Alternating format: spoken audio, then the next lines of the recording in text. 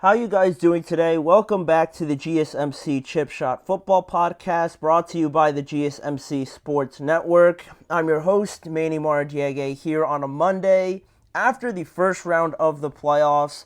Almost. The wild card round actually continues into tonight, but we got the majority of it done through the weekend. A lot of stuff to get to today, a lot of great games to talk over, as well as previewing Monday Night Football tonight between the Rams and the Minnesota Vikings. We're going to be talking about the Commanders game, the Steelers and Ravens game, and also the Chargers and Texans game from Saturday, as well as giving my opinion on the hiring of Mike Vrabel as well. We're going to go through all of that on today's show, so make sure to stick around.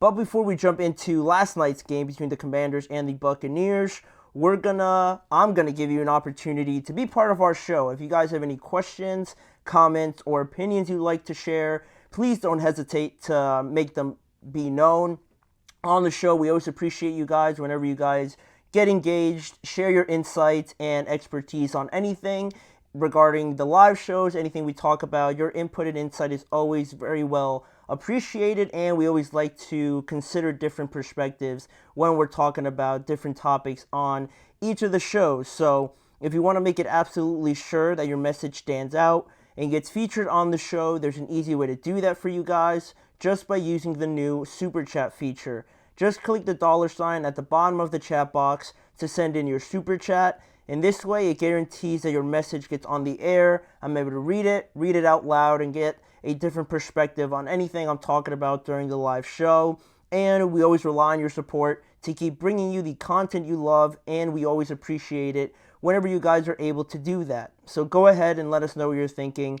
Hit the Super Chat button, and let's keep this show as interactive and as exciting as possible. Again, get involved with the show. Use the $ at the bottom of the chat box and let us know what's on your mind. Any strong opinions, please don't hesitate to get involved. But with that now out of the way, we can start discussing some of the games over the weekend. And the first one up happened last night, and what I thought was probably the best game of the weekend, not including tonight's game, obviously, because it's on a Monday, but to me, this one was the most entertaining one.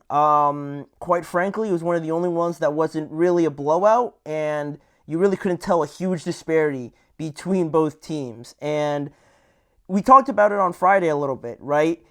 How there was a hesitation. I had a hesitation about who I wanted to win this game, or who I thought was going to win this game, right? I thought, and I said Tampa Bay was the logical pick because they were at home. They just won the division in their last game, and, they had great talent all around, right? Great credit to them for getting into a position to win that division the way that they did. But there was that hesitation, like I mentioned, right? There was something holding me up that I just couldn't, I couldn't pick the Bucs, and that reason was obviously Jayden Daniels, who, like we sort of predicted, was the difference in this game. I felt like this was a game for Jayden Daniels to kind of make his presence be known, right? That he is one of those guys that you win because of, not just you win with, right? You win because you have Jayden Daniels on your team. Not that the other stuff doesn't really matter, like who's around him and the defense and the running game and stuff like that. But the main reason why you win games is because of Josh Allen, is because of Patrick Mahomes, is because of Lamar. And I think Jayden is one of those type of guys.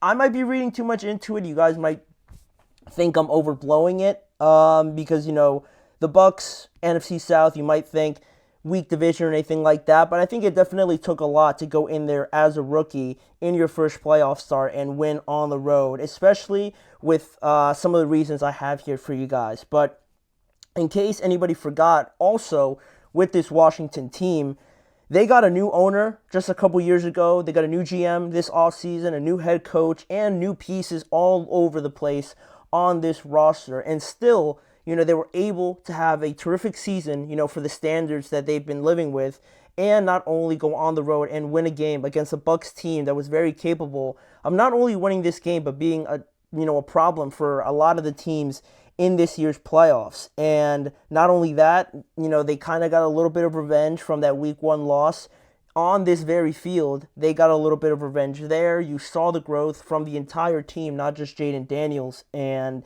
they got the last laugh ultimately, and this was Washington's first playoff win in nearly 7,000 days. It was the last time they won a game, ironically, was in 2006 against Tampa Bay. That was their last playoff win for the Commanders. And, Jayden Daniels also becomes the third rookie quarterback in the last 3 years to win a playoff game, and also becomes the fourth rookie quarterback to win a road playoff game as well, joining Joe Flacco, Mark Sanchez, and the last one to do it, also ironically, was Russell Wilson against Robert Griffin III in Russell Wilson's rookie year. So while Tampa Bay played a decent enough game, to win, if it wasn't for some costly moments, right? That's what made the picks so difficult, right? Because this Bucs team, to their credit, it's not like they were just any lucky team to just get in. The division is one thing, but I think they definitely showed a lot over the last few weeks to win the majority of their games. Baker Mayfield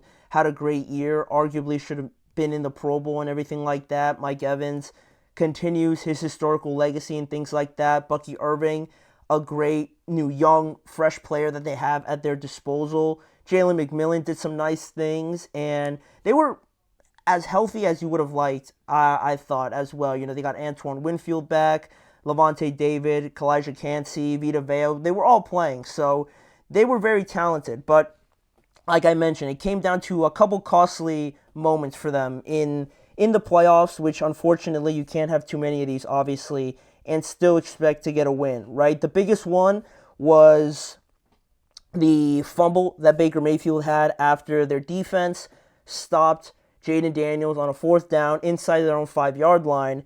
They take that, and on the other side of things, Baker gets the ball back, and unfortunately, they have that fumble with Jalen McMillan, and they give the ball right back to the Commanders. And not only that, right after that, the Commanders take the ball pretty much in the red zone already, and they convert on a fourth down, they score a touchdown, and that completely flips the game, because on that moment that Baker got the ball back, right, when the Bucs defense stopped the Commanders, it was a 13-17 game, and at that point, right, the Buccaneers had a real opportunity, maybe not to score a touchdown necessarily, but they had at least an opportunity to burn some more clock and at least put up 3 points, right? But that fumble completely turns the momentum on its head, and now, instead of having this great opportunity where you can kind of dwindle the game down, you gave the ball away, and instead now you're losing 20-17, and now you have to go down the field and try to get a game-tying field goal, which they did, but you gave the ball back to Jayden Daniels, and they did a great job of kind of whittling the clock down from that point on, and basically executing on a lot of big plays to get them in position to kick the game-winning field goal. And this was Jayden Daniels' day overall, right? 268 passing yards, 36 rushing yards, which actually made him the leading rusher on 13 carries and 2 touchdowns, 24 of 35 on the day as well. And overall from the game, the things that I took away from it, why I couldn't pick the Buccaneers, is because I felt, Jayden has that thing, that X factor, right? That I think a lot of teams would love from their quarterbacks, really. Like I already mentioned all the names, and really seeing this from the elite quarterbacks, you don't want to give them, that chance, right? That chance to have the ball last. You don't want to give them the opportunity to have an extra possession on a mistake that you made, on a turnover or things like that. And not only that, like giving them the opportunity and, just giving them an extra possession basically, but also they also elevate the rest of their team when it might not necessarily look like this team might be challenging, player for player for, the best team in the playoffs, right? Because you look at this team through and through, and, Terry McLaurin is a great player, but when you compare it, to other teams that they're going to be facing off against, and even the Bucs team, where you look at Mike Evans, you look at Jalen McMillan, Diami Brown, Amadeus Zaccheaus, you look at somebody else like on the Bucs, like maybe Cade Otton or something like that, bringing in the tight ends, Zach Ertz on one side, Brian Robinson Jr. on one side, you have Bucky Irving on the other side. It's not that big of a disparity to say that, this team is one of the best, based on personnel. I think Jayden Daniels, much like the elite quarterbacks, elevates them that much more. they'll just make you pay for the mistakes that you made. And unfortunately, that's the nature of the playoffs, but I think more so than not, of playing a great, kind of franchise quarterback, one of the ones that are like a Josh Allen, like a Patrick Mahomes and things like that. I think Jayden Daniels has a possibility of being that, and I think this is only just the start for him. So, I mean, a lot was put on his plate, and he never really seemed rattled or shaken or anything like that. They had a couple big fourth down conversions as well that, Dan Quinn trusted him with, and with his ability to run the ball, that got him a couple first downs, but also he just affects everything, right? He makes those guys better, like I mentioned before. And now, if we look forward a little bit, just to close out this segment, they're going to be playing in Detroit now, which is obviously going to be a huge, huge test for them. Like going back to the point I made before, talking about matching up man for man, you look at Terry, Amon-Ra St. Brown, Jameson Williams, Zacchaeus, Diami Brown, Tim Patrick, Jameson Williams, and things like that. Then the running backs also, I would give the edge to the Lions. And the quarterback, with Jared Goff as well, the tight ends as well. The offensive line is not particularly Detroit's offensive line, per se. They definitely could get better there. And it's going to be a tremendous test for this Washington team that I think is already exceeding expectations. We're not going to go into a whole, breakdown of it now, but they're probably not going to win, if I'm being honest, if I'm putting a pick on it now.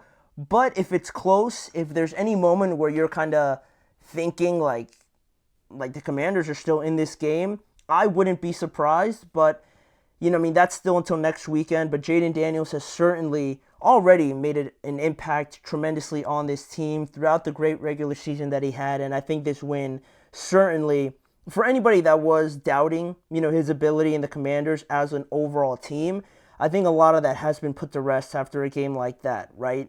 I think he accounted for like 87% of their offense, which is just insane to think about. As a rookie, right? He's going to get that much better. So, great game. Like I mentioned, I thought that was the best game of the weekend, just in terms of keeping me entertained. But we're going to take a break from the playoff action because there was some breaking news yesterday regarding a head coach. The new head coach now in New England is their former player, Mike Vrabel. That was announced yesterday. The Patriots made it official yesterday, and now this new era under Mike Vrabel gets underway. So we're going to give our reactions to it, my thoughts on whether I agree or not, on whether this was a good hire, and just some of the things going forward surrounding this Patriots team and Mike Vrabel. So we're going to touch on that when we return.